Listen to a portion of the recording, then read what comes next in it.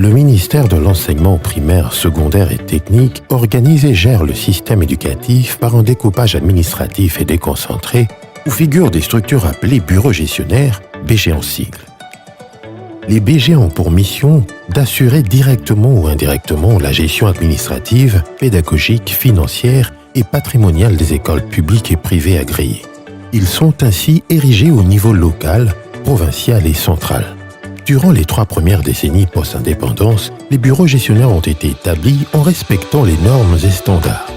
Cependant, les 10 dernières années, l'implantation des bureaux gestionnaires à travers le pays a connu un rythme effréné au-delà de tout contrôle, exposant ainsi le système éducatif à l'inefficacité et aux difficultés d'une gestion respectueuse des normes et principes établis.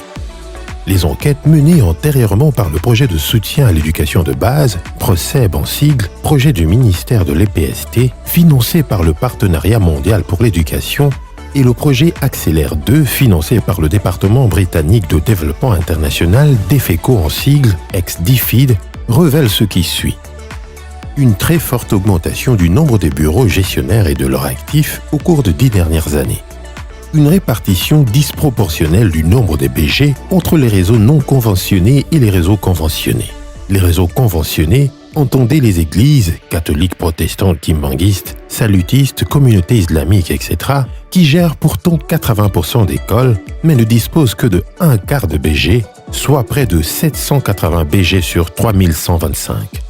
Et bien d'autres problèmes tels que l'absence d'arrêté de création de BG récents, le surnombre d'effectifs, l'incompétence des agents. D'où la nécessité pour le ministère de l'EPST de procéder en toute urgence à la réforme de sa gouvernance du système éducatif.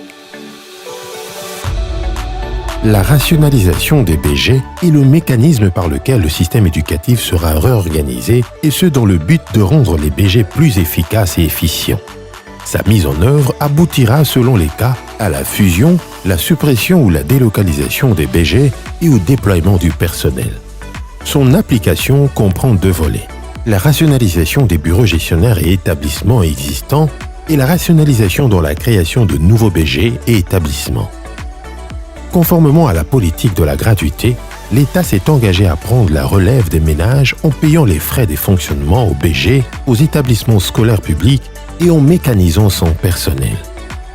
La rationalisation a ainsi reçu de la politique de la gratuité une impulsion sans pareille, lui permettant ainsi de jouer un rôle prépondérant en faveur de la gratuité.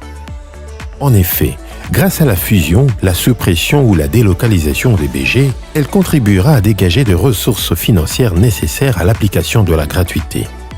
Les enquêtes démontrent par exemple qu'on peut économiser jusqu'à 13 milliards de francs congolais par an si on supprime certains types de BG non utiles et 1 milliard de dollars par an si l'on applique de nouveau le ratio 1 agent pour 42 enseignants. La rationalisation s'applique aux BG et aux établissements publics d'enseignement primaire et secondaire. Les BG sont regroupés en 3 niveaux, local, provincial et national. La rationalisation concernera les ressources organisationnelles, humaines, financières, matérielles et patrimoniales. Les agents admissibles à la retraite.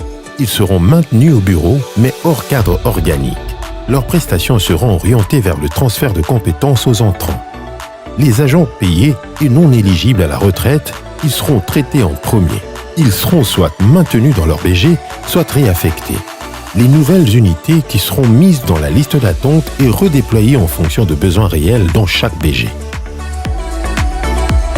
Le déploiement sera fait d'un BG à un autre, d'un BG à un établissement scolaire, d'un établissement scolaire à un autre.